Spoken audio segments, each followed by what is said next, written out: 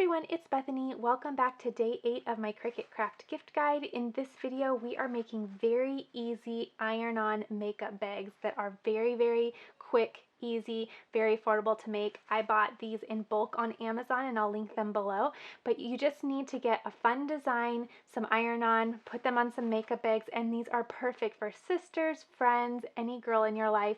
You can fill them with a nice face mask or some nail polish or some fun lip gloss, chapstick, anything that you'd like, but it's a wonderful little gift that's easy to make, and then you can fill with some items that are meant for pampering, which is always a good idea to help some fellow mamas or just some girlfriends relax every once in a while. So I'm going to show you how to make this. We are going to be using the Cricut Joy today. I have my EasyPress mat because we're going to be using the 9x9 EasyPress 2 to put the iron-on onto the little bags today. And then I have 3 different choices for iron-on, and I'm going to be putting all 3 on the bag. So I just have a regular solid pink, and then I have a patterned iron-on, and then I also have a glitter iron-on in here. This is the Glam Squad sampler, but there is a really pretty, I guess it would be like a fuchsia, but I have some scrap pieces of this that I would like to use, and this is going to be a perfect project to do that with.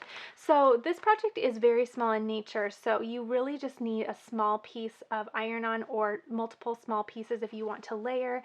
So it keeps it really affordable, and it'll be really fun because you can just personalize this any way you'd like with any colors that you'd like. So first things first, we're going to measure out our little bag so we know how much space we have to work with. So we have 8 inches by 5.5 inches. So that will help us get everything sized perfectly.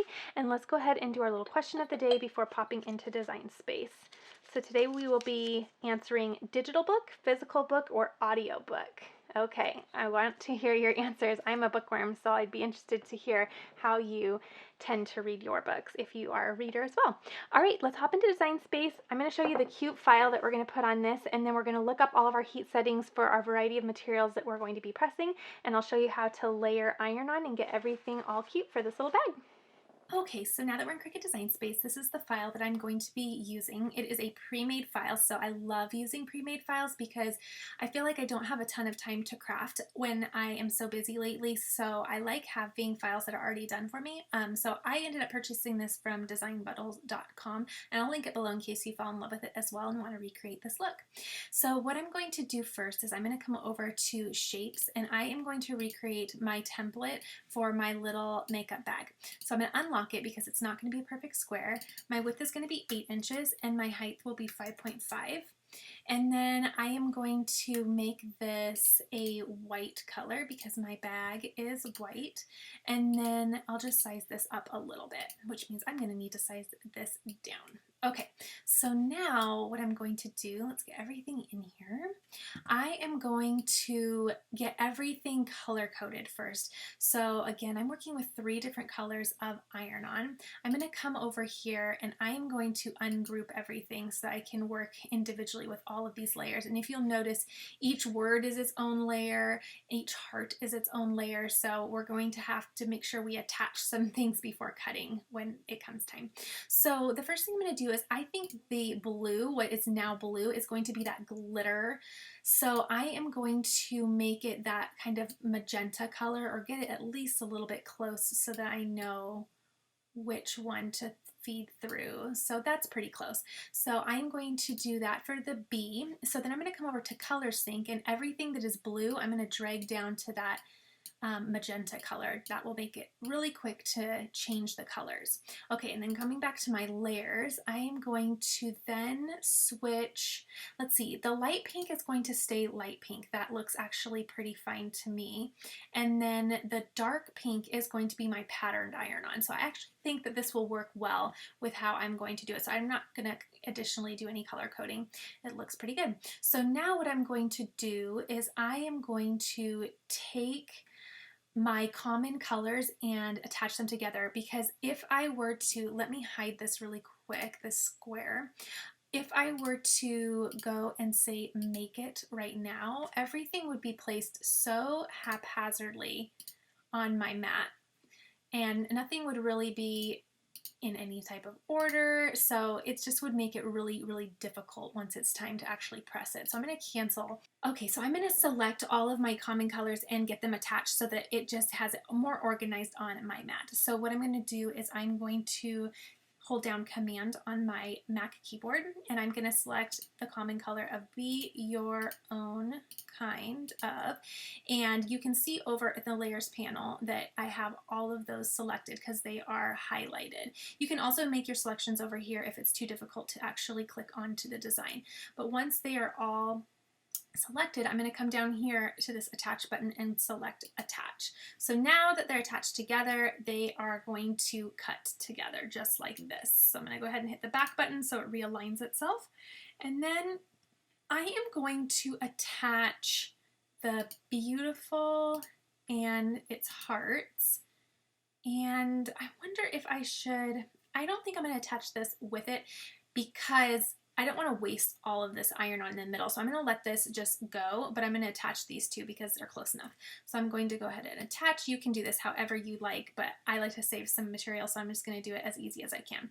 Okay, and then I have this piece way down here, but I'm going to go ahead and attach the top three. So I'm going to attach this little guy, this little heart, and probably just grab them from over here. So I have this, and this. Okay. And I will go ahead and attach those, and then I will place this separately. So I just kind of do it how it makes sense to me. You can be sure to do it however you like to do it. Okay, so now what I'm going to do is I'm going to go ahead and select Make It, and it's a little bit more organized. I'm going to go ahead and say On the Mat because I'm going to be using some larger materials that I want to put through my joy, and say Done. And now it's going to just designate it by mat. So I'm working with iron-on, so I want to make sure I mirror each mat. And after I mirror, what I can do is I can put these hearts wherever I want. So these two hearts are, again, attached together, but this was my little freestanding heart. So I'm just going to place it in here so that I can just use the least amount of materials I can. And then I'm going to mirror the second mat. And then all of this is all together, but I am going to place this little guy within here just so I can save, again, as much material as I can. Okay, then I am going to come over here and I am going to simply mirror because that looks good to me. Okay, so everything is mirrored. I'm going to double check and click continue. So my first mat is patterned iron-on, my second mat is just solid iron-on, and my third is glitter iron-on. So for the first two mats, I'm going to come over and browse all materials, and I'm just going to select everyday iron-on as my setting for mat number 1 and 2.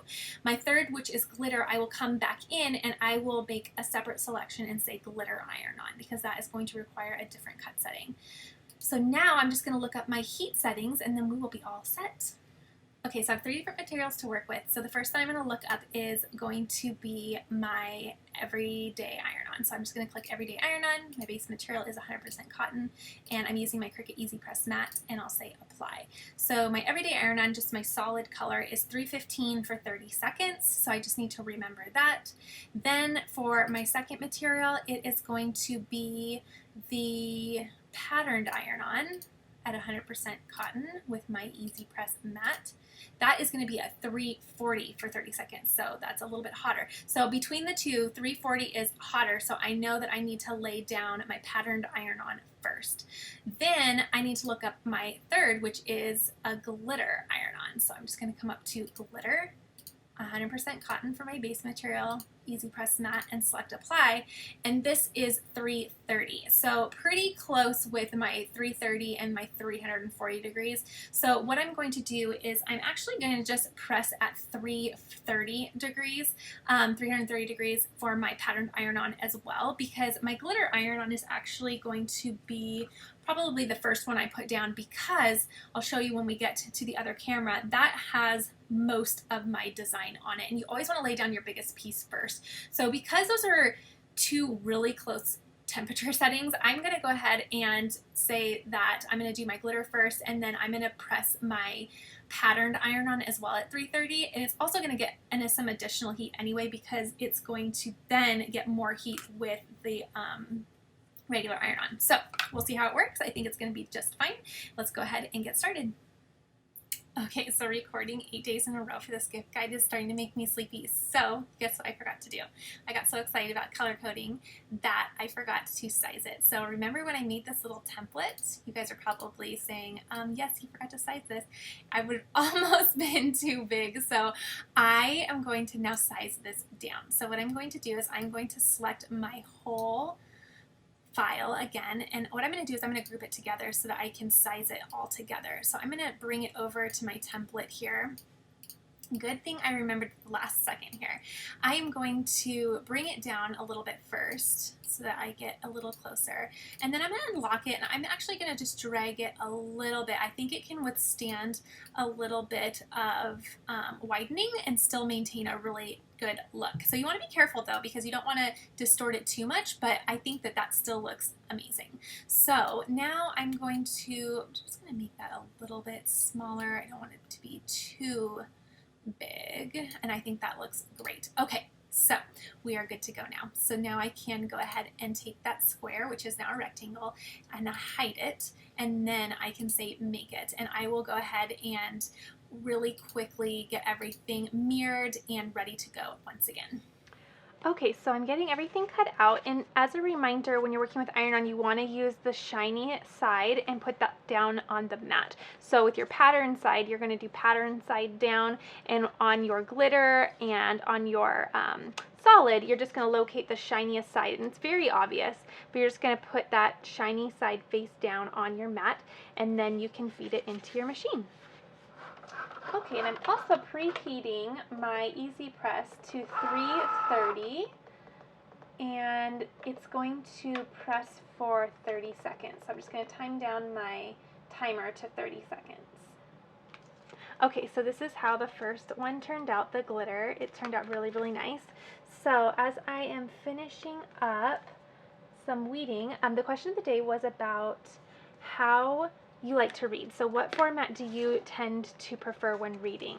So I prefer, my number one choice is physical books. I just absolutely love to hold a book in my hands, and I like physically seeing how much of the book I have left, because sometimes when I'm reading digitally, all of a sudden the book ends and I was just not prepared for it. And then I just feel like I don't have much closure. But so yeah, I like the physical book the best. However, when I have young babies, I tend to read more digitally, just because you're up during the night feeding and it's easier to not have to turn all the lights on, but it kind of helps you stay awake. And I read a lot of books when my children were infants, just because of that. You're always up and you might as well get a little reading in while getting them back to sleep. And so yeah. Okay, so just weeding out the centers of these one more time. I actually think, well, my husband loves audiobooks, but they actually make me really sleepy for some reason. I don't know why. So, although I can listen to a podcast, I'm not sure what the difference really is for me, because podcasts I can do fairly well, but I don't know. Let me know if you guys like that too. So, we have our beautiful, and we have to slice apart a couple.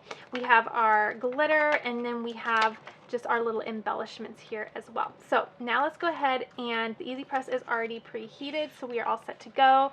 We are going to get the EasyPress mat in here. And then we're going to get our little bag in here as well. So the first thing that I am going to do with the little bag is I'm going to take my EasyPress and I'm going to preheat the material. So just for about 5 seconds, I'm just going to run my press over the material and make sure that there's no moisture and make sure it's nice and straight. And that's about good. Okay, so now I am going to lay down my glitter first, and like I was telling you, that is my biggest piece.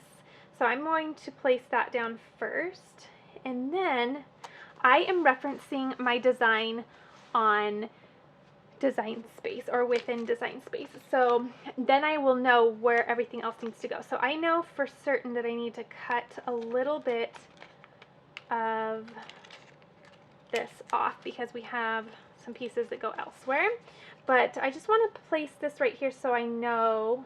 I'm not going to obviously press these at the same time, but I just want to make sure that I know how much space I have for the beautiful part too. That's going to look so cute. Okay, I think that that looks good to me. So I am going to go ahead. I might even bring that down just a little bit. Oh, you know what? No, actually, there is another piece that is going to go on there, which is this little piece. Okay, so we have this little piece, we have this piece, and we have this piece, but they kind of tuck within one another. So actually that is pretty, I think I actually had that pretty good. Okay. You know what I like about this is it almost looks kind of ombre because we have a really dark and then a middle tone pink and then a light pink. I like how that's looking. Okay, so I think that is good for placement. So I just put those other pieces on there just to kind of get an idea, but I think that looks good to me. So now what I'm going to do is I'm going to set that on there, set this to the side, and I am going to press 330 for 30 seconds. So I'm just going to press my heat press right onto the top, and it will count down for me right here. Okay, so that is done. Okay, so now I'm just going to let this cool for just a moment. So this is a cool peel, so I'm just going to let this cool for a minute, and then we will get to pressing some more layers. Okay, so I'm going to go ahead and peel that up, just like this, and I'm going to hold on to this carrier sheet because I want to reuse it as I'm doing my other layers. So then the next layer that I'm going to do is this beautiful, and I'm just going to tuck that right in where that belongs. Looks good. And again, referencing my design on Cricut Design Space so I know exactly where all of these pieces go, and that looks really good to me. Okay, so now I also have a little piece that is going to go right by this B right here. And the patterned iron-on, unlike the glitter and also unlike the regular solid iron-on, it does not have a sticky back, so it kind of moves around a little bit. It's not, doesn't stay put as well, so just know that. But I'm also going to take my transfer sheet from my glitter and place that right over my glitter once again, just to make sure that I do not have any exposed iron-on. Okay, so that looks good, and then I'm going to do this for 330 for 30 seconds. And then this has firm pressure, so I'm going to press down on that. Okay, and also you'll notice there's a zipper up here, so I'm being careful not to place my heat plate on that zipper. I'm placing my heat plate below and down just so that I can get a nice even press. So this is also a cool peel, and it's also helpful if you put your project on a colder surface, so this heat mat stays really hot because of the heat and it retains the heat. So if you place it on a cooler surface, it will help draw that heat out a little quicker so that you can keep going with your project and keep crafting.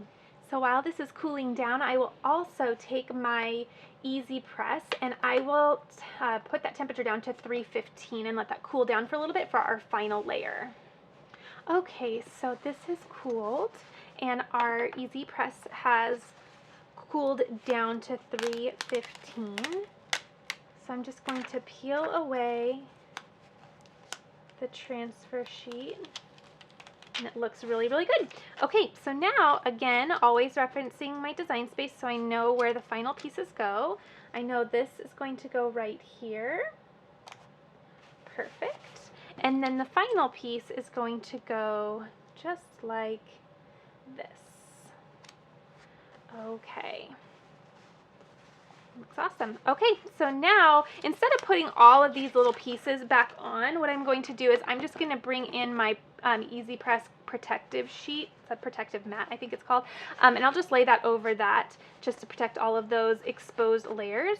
And then I will put my heat source on there. Okay, so then right on here, 315 for 30 seconds. This says light pressure for this final regular iron-on. So light pressure, and then after this layer, what we're going to do is we're going to flip the whole bag over, and we're just going to press it for an additional 15 seconds. And then this final layer is also a cool peel, so we'll just let it cool for a moment, and then we will be all set. Okay, so I can remove this, and this gets very warm, so you want to make sure that you don't touch it where the heat was. So I'm just going to move that to the side, turn this completely over, and then do the additional 15 seconds. Okay, so this has completely cooled, so I'm just going to peel away my final layers, and it looks really great. So you can just monitor to make sure everything has indeed stayed down. If not, you will just place your sheets right back on top, make sure everything's protected, and repress again. But that's the final look. I think it turned out really, really pretty. I love the colors together, and I think this will be really fun. So again, you can put those little face mask pouches. Those are really fun. You could do nail polish, a little pedicure kit. You could do some lip gloss, any type of little pampering item, anything like that is really, really fun. You could even do maybe a little coffee card in there too. Say something like have some coffee and a little manicure, anything like that. But these are really easy to create in bulk. They're really thoughtful. You can fill them with little goodies, and you can personalize them to the person you're giving them to. So I hope you enjoyed this. I think this is a really easy, fun little gift that everyone loves, because everyone loves making time for themselves, because quite honestly, do we do enough of it? I don't know about you, but I definitely don't. So I think that I always love receiving little things like this to build in some intentional time for myself. All right, everyone, be sure to share this video so you can encourage other people with creating gifts this year with their Cricut, and also be sure to give this a thumbs up, and I will see you all in the next video.